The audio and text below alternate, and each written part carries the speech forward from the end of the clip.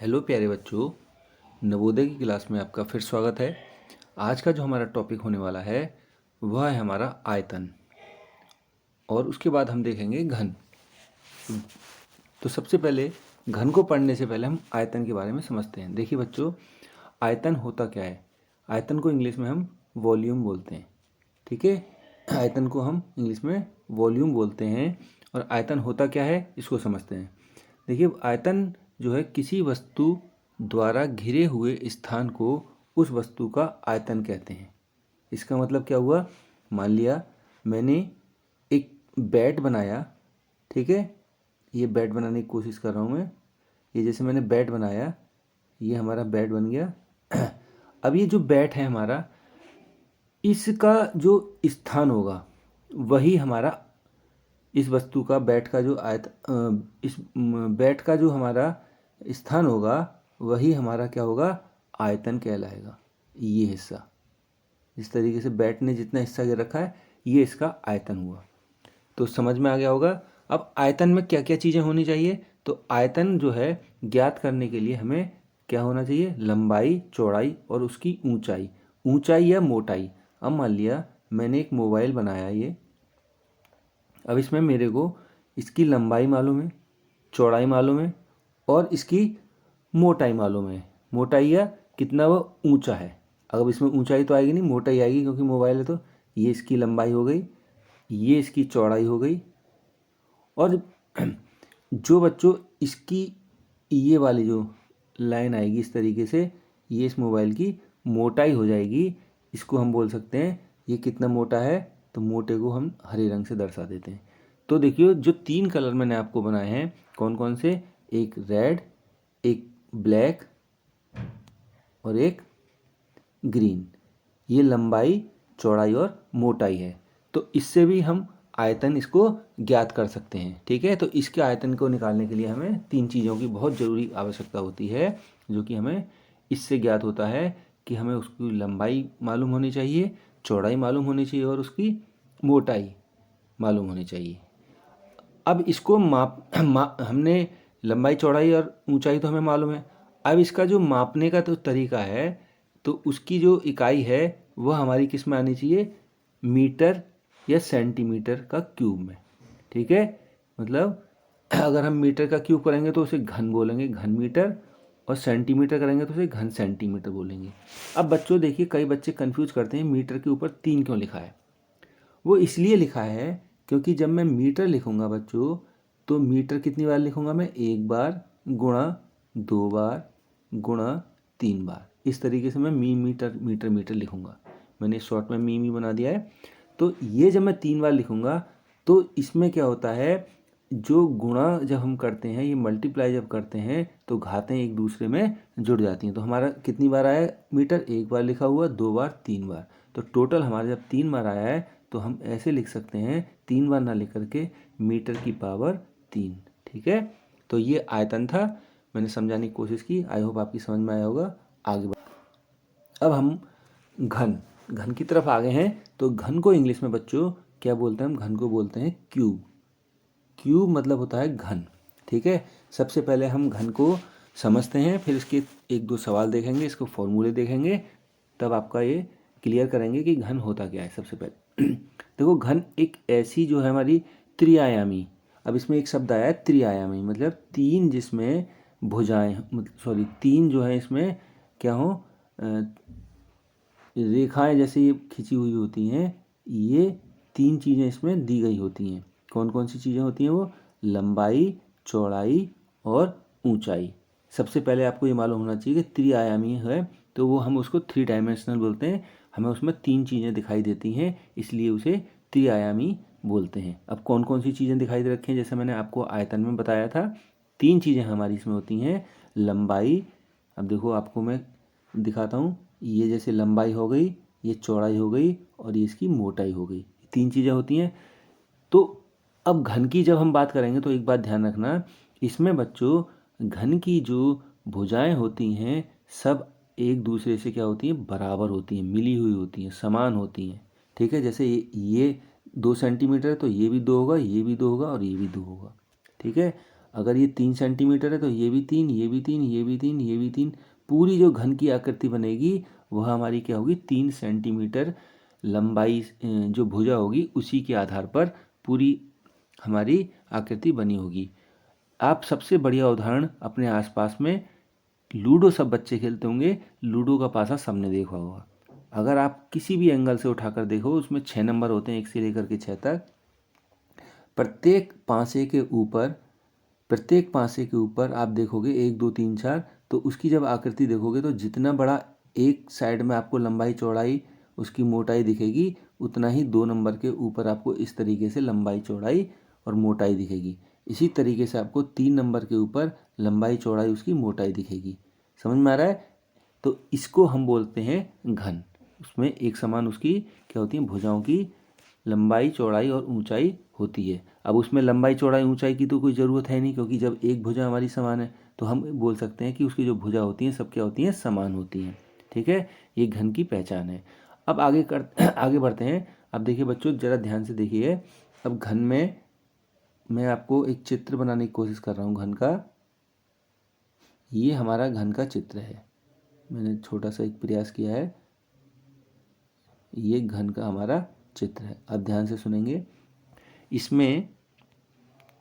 इसमें जो है हमारा जब आप घन को या इसको पासे को देखोगे ध्यान से, तो इसमें बच्चों 6 जो है हमारे फलक होते हैं। फलक मतलब फेस। जैसे एक फेस ये हो गया, दूसरा फेस ये हो गया, तीसरा फेस ये हो गया, चौथा फेस ये हो गया, पांचवा ये हो गया, छठा ये हो गया। तो 6 इसमें फेस होते हैं। फेस मतलब फलक। ठीक है, F फॉर फेस और F फॉर फलक, ऐसे भी याद कर सकते हैं। ठीक है, अब इसमें जो शीर्ष होते हैं, शीर्ष मतलब होते हैं सिर। इसके कितने सिर हैं यहाँ पर, 1 2 3 4, फिर ऐसे ही इधर 5 6 7 और 8। तो शीर्ष कितने हुए इसके, 8। क्लियर है यहाँ तक? अब इसकी बात करते हैं हम किनारों की।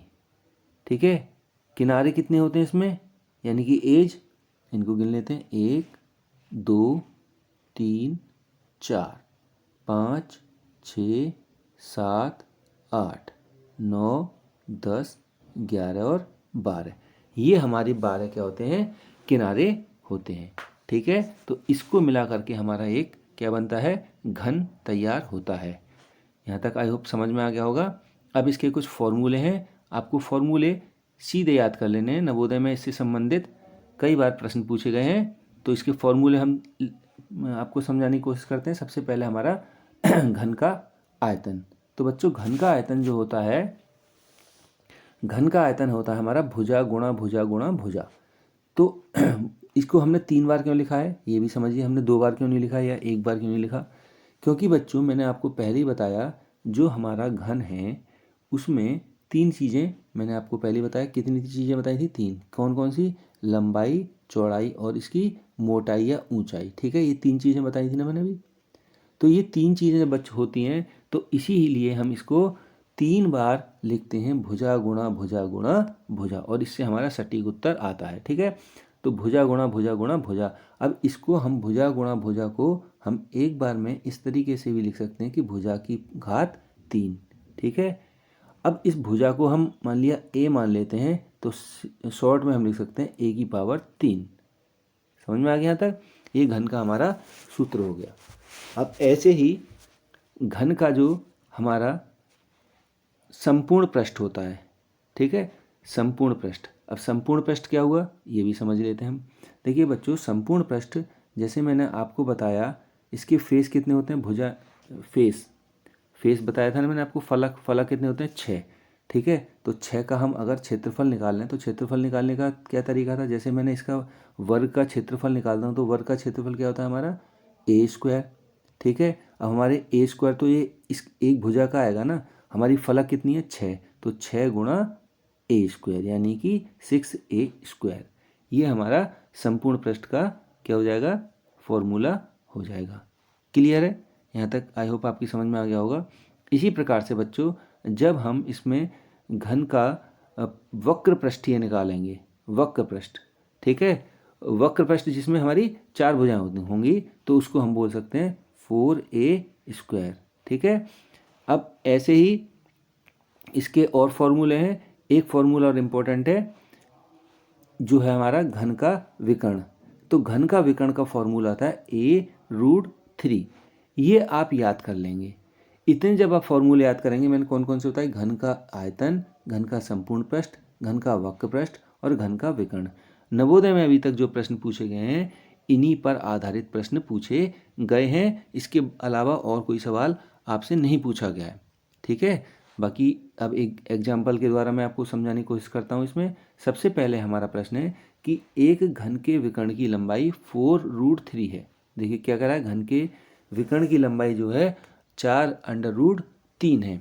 तो इसका आयतन कितना होगा। देखिए जब आपको मालूम है कि घन के विकर्ण की लंबाई, तो घन के विकर्ण की लंबाई का फॉर्मूला क्या होता है, a√3। ठीक है, घन के विकर्ण का फॉर्मूला होता है a√3।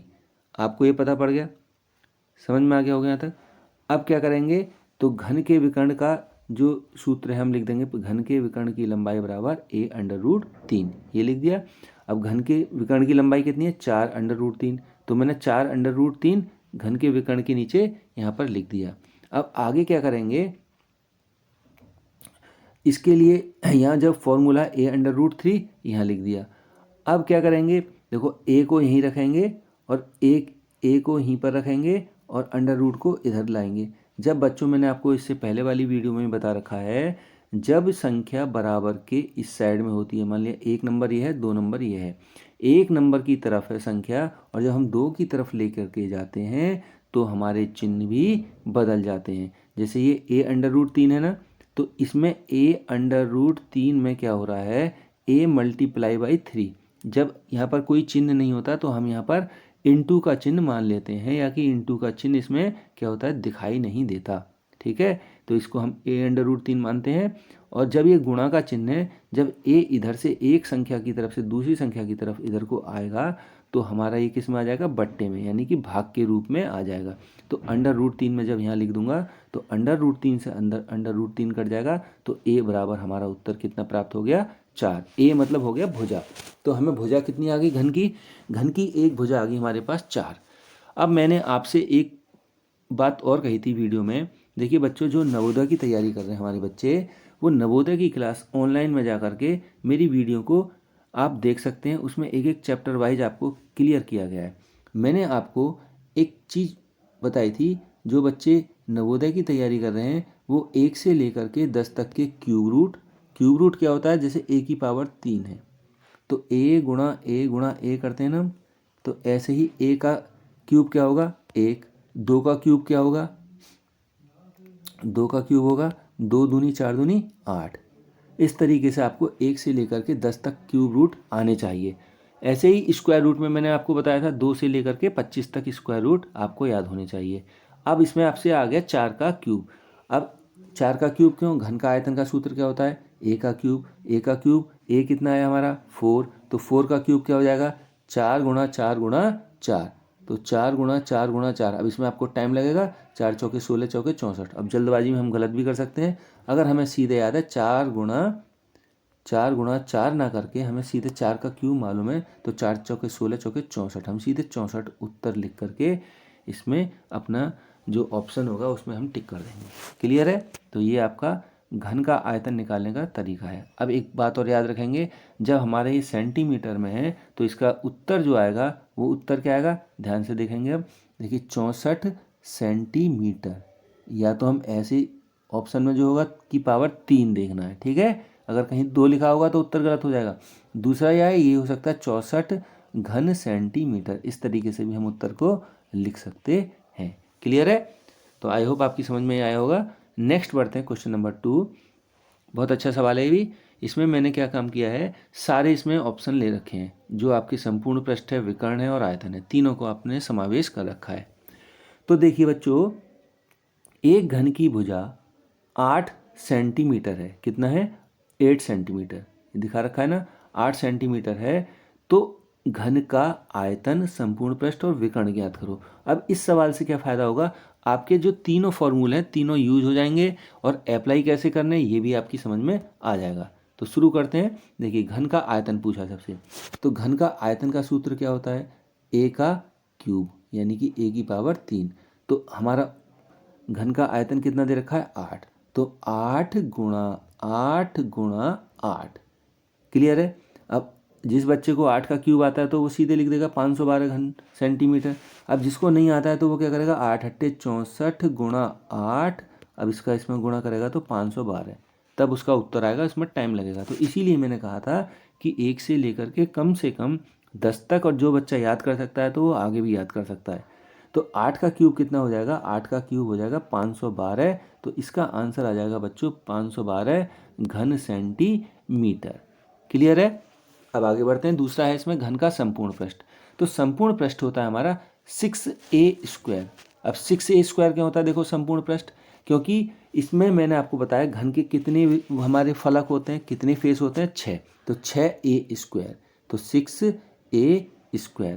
अब 6 ये हो गया, a कितना है हमारा 8, दूसरा भी हम 8 लिखेंगे क्योंकि a की पावर यहाँ पर 2 है, तो a की पावर 2 का मतलब क्या हो जाएगा, a इंटू ए को हमें 2 बार मल्टीप्लाई करना है। देखो जिसके ऊपर ये संख्या जितनी बार आएगी, जैसे यहाँ पर a की पावर 3 होता तो a गुणा a गुणा a की पावर 4 होता तो a गुणा a गुणा a गुणा a। अब यहाँ पर 2 है तो 2 बार करेंगे। अब इसका गुणा कर लेंगे, 8 अट्ठे 64 छक्के 64 छक्के कितना हो जाएगा। अब इसे यहाँ कर सॉल्व करके देख लेते हैं। 6 चौके 24, 2 6 छीं 36 37 38, यानी कि 384 इसका उत्तर आ जाएगा 384। अब एक काम की बात याद रखेंगे आप, देखिए जब ये 384 आपका उत्तर आया, ठीक है, अब हमारा जो सूत्र था, सूत्र क्या था, 6a², यही तो था। अब यहाँ पर जब बच्चों स्क्वायर लगा होगा तो यहाँ पर जब उत्तर आएगा, अब सेंटीमीटर की पावर कितना आएगा, 3 नहीं आएगा, कितना आएगा यहाँ पर, अब 2। क्यों आएगा 2, ये भी सुनिए, क्योंकि 384 जो है बच्चों यहाँ कितनी बार आया है फॉर्मूले में हमारा, 2 बार। हमने गुणा भी कितना करा था, 8 गुणा 8 करा था यहाँ पर, 8 अट्ठे 64। जब हमने ये करा था 6 इंटू ए, तो ए का मतलब था 8 इंटू 8, तो 2 बार किया था, तो इसीलिए यहाँ पर हमारा ये आएगा वर्ग सेंटीमीटर, घन सेंटीमीटर नहीं आएगा। ठीक है, तो ये चीज़ें भी आपको क्लियर होनी चाहिए कि वर्ग सेंटीमीटर कहाँ यूज करते हैं, जब 2 की घात होती है तब वर्ग सेंटीमीटर, और जब 3 की घात होती है तो घन सेंटीमीटर, या सेंटीमीटर की पावर 3। ठीक है, ये क्लियर जरूर है आपको होना। आगे बढ़ते हैं। अब घन का विकर्ण, ये तो फॉर्मूले में कोई दिक्कत नहीं है। घन का विकर्ण का सूत्र होता है a√3, यानी कि a√3। तो उत्तर कितना हो जाएगा इसका, सीधे सीधे 8√3। कभी कभी देखो नवोदय में ऐसी प्रश्न पूछ लेगा कि घन की एक भुजा 8 सेंटीमीटर है और आप इसका विकर्ण बताइए, तो a√3। तो ये आयतन और घन की एक छोटी सी मैंने वीडियो बनाने की कोशिश की है, आई होप आपकी समझ में आई होगी, और इसको देखिए और अपने दोस्तों तक शेयर कीजिए जिसको घन से संबंधित समस्याएं आएंगी। आई होप इससे आपका क्लियर हो जाएगा। धन्यवाद वीडियो देखने के लिए।